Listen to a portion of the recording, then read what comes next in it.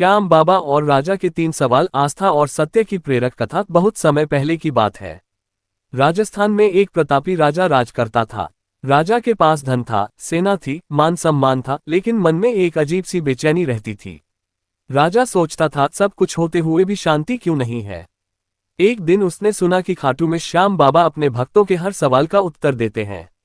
राजा साधारण वेश में खाटू पहुंचा और बाबा के चरणों में बैठ गया। राजा ने हाथ जोड़कर कहा, बाबा, मेरे मन में 3 सवाल हैं। अगर इनके उत्तर मिल जाएं, तो मेरा जीवन धन्य हो जाए। श्याम बाबा मुस्कुराए और बोले, पूछो वत्स, उत्तर शब्दों में नहीं, जीवन में मिलेगा।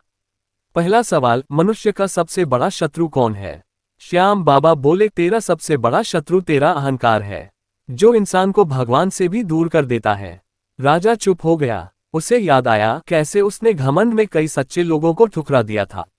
Small diamond. दूसरा सवाल, मनुष्य का सबसे बड़ा मित्र कौन है। बाबा ने कहा, तेरा सबसे बड़ा मित्र है तेरा कर्म।